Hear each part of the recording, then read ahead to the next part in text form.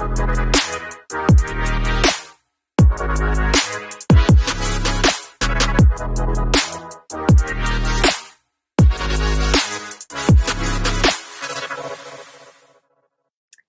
welcome to week 5 of our series. Today we're looking at Hannah, and I know I've just started the video, but I'm actually going to ask you to pause and talk in your groups about who is Hannah.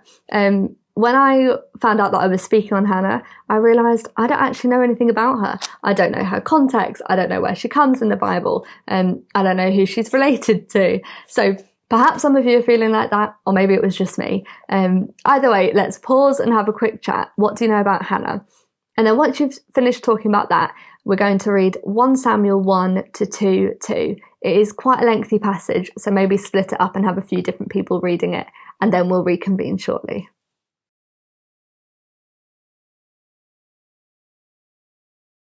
Okay, hopefully you've had some time to go through that together, and to pull out a few different things from the story.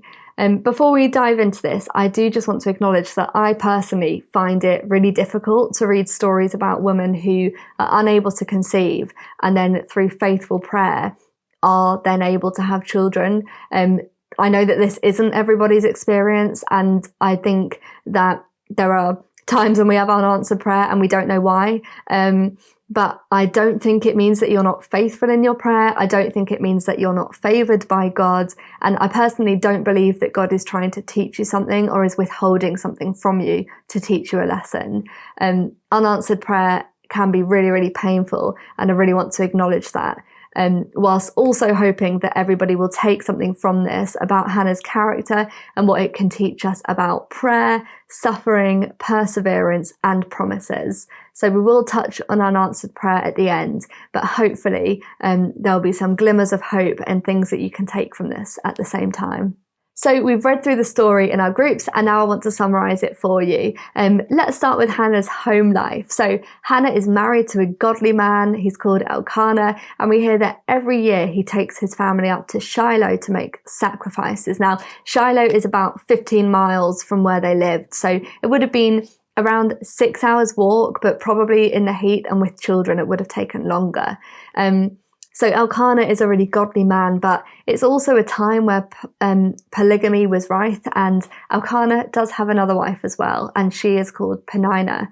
Now, she has borne many children to Elkanah. Meanwhile, Hannah desperately wants a child, and she is unable to conceive. Hannah is Elkanah's favourite. We're told that he loves Hannah the most, and Peninnah, meanwhile, is awful to Hannah. She makes life difficult for her, she mocks her, she's insulting towards her. And we don't know whether the root of this is actually jealousy because Hannah is Elkanah's favourite. Perhaps it is, but either way, Peninnah is responding in a way that is really unkind. With this context in mind, I think it would be easy to imagine Hannah's prayer life being something like, Lord, would you take away Peninnah's joy? Would you allow her to have even a glimpse of my suffering? May I have a child that is so much better than her children? Or even praying that Elkanah would divorce her. But I think the first amazing thing about Hannah's character is we don't see anything like this. She appears to never retaliate. And rather than turning to God with prayers about others and the kind of impact they're having on her, she brings her own requests to God and the deep desires of her heart. To set the context for Hannah's prayer life, the context that Hannah is in, not just at home but also in society, is not conducive to prayer. The people of Israel had lapsed from the high standards of morality and spirituality that was set by Moses. On one of the trips to Shiloh, Hannah was really grieved, and she began to pray so deeply that Eli, who was the high priest and the judge at the time, could see her lips move but heard no sound. Now you'd think that the priest would know that she was praying, but he thought that she was drunk. She responds by saying she's not drunk, she's a woman who is of sorrowful spirit and who's pouring out her heart before the Lord. What an amazing response to such deep grief, to turn to God, even when it doesn't seem like anybody around her understands her. And so Hannah prays that if God does give her a son, she will give him to the Lord all the days of his life. Now, when I first read Hannah's prayers, I found them really difficult. I sort of felt like she was just bargaining with God to get what she wants. I was really struggling to see how I would spin this story to make it sound like she wasn't doing that. At one point I thought, I'm going to have to say that I can't speak on Hannah because I feel like she's just bargaining with God and I don't know how I can get past that. So I spoke to Bruce for some help and he said to me, she is bargaining with God. We always want to make biblical characters seem shinier than they are, but she is bargaining with God. To be a childless Hebrew woman in that society would have been the absolute worst position that you could be in. She's also being tormented by Peninnah at home. But what's amazing about Hannah is the nature of her prayers and that she keeps her promises. I thought that was really helpful. So if you also are struggling with the nature of her prayers, then hopefully that will be helpful to you. In a book that I borrowed from Bruce, there's an excellent paragraph which says, Hannah was the fourth great woman in sacred history who grieved because she had not conceived. Among the four, she was the most prayerful. Sarah had laughed when she learned a child would be born to her in her old age. Rebecca bore her trial with listlessness and indifference. Rachel, irritated at her long wait for a child, exclaimed, "Give me children or else I die." Hannah sought her call as a mother in the power of God, for she desired a son as a poet desires a song. It is clear that Hannah's desire for a child is so deep, and she truly believes that God can make it happen. So Hannah prays that if God does give her a son, she'll give him to the Lord all the days of his life. And Hannah gets her prayer answered. And when God answers her prayer and she has a son, she names him Samuel.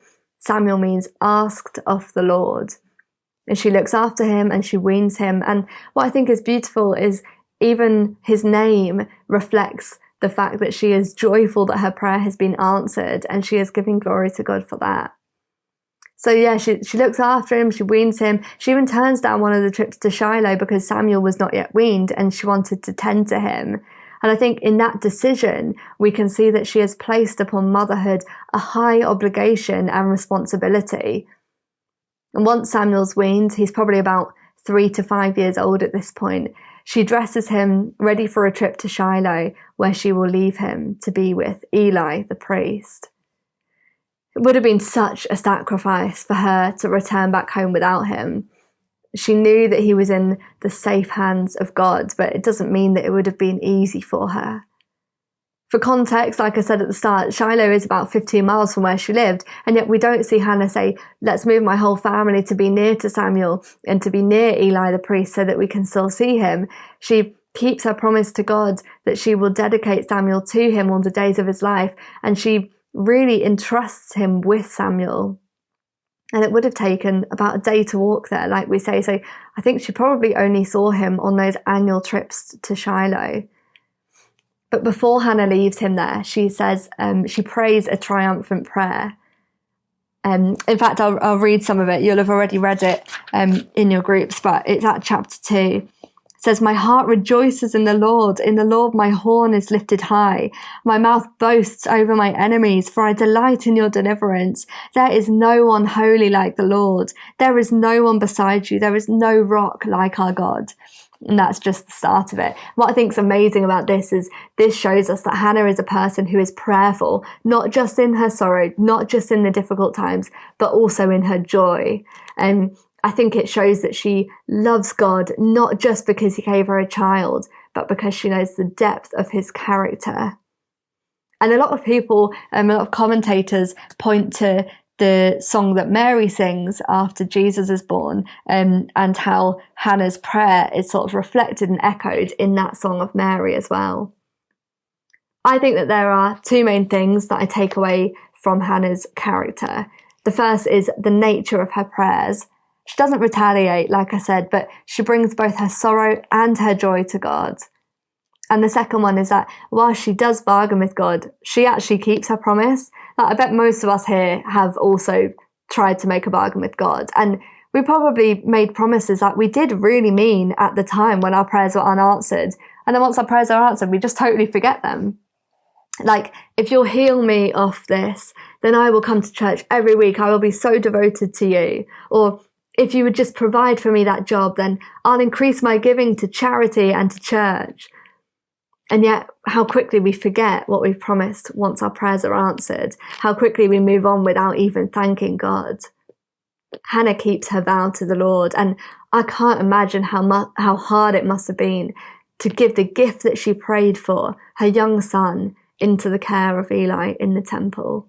If your unanswered prayer had suddenly been answered, would you have open hands ready to offer it back to God again? I think maybe that analogy doesn't work in every situation, but say you've prayed for a job diligently and you finally received the perfect job offer. Would you then feel confident to pray to God that if it is His will for you to leave the job, then you will? Or if you've been praying for a relationship and then you have one, would you feel able to pray that actually, if it's not the right thing, God would take it from you? I think Hannah is so persistent in prayer, but she's also really consistent in her love for God and her obedience to Him, first and foremost. And what do we learn about the character of God? I think we learn God is responsive to prayer. He listens. He cares for us. He knows what we need. And again, I know that unanswered prayer is really difficult and it can feel like He's not doing these things, but He does listen. He does care. And throughout this story, we see people misunderstanding Hannah. Her husband doesn't know why he isn't enough for her. Peninnah judges her based on her inability to have children. And Eli thinks that she's a drunk. But she consistently turns to the God who knows her. And I also think that God is faithful. He knows how to give good gifts. Not only does He bless Hannah with a son, but that son becomes the last judge of Israel and a really well-respected leader. What a good gift, not only for Hannah, but also for the nation. In a minute, the video will end, and I want you to discuss a couple of questions in 2s or 3s in your groups. This might raise some painful topics of unanswered prayer, so please do be sensitive to each other, and also please only share as much as you are comfortable sharing. I think there's 2 things to consider. The first is, how often in our despair do we blame God rather than turning to Him? And the second is, has God blessed you with an answered prayer that you've forgotten to stop and thank Him for? So in 2s or 3s, let's chat about those and then let's pray for one another.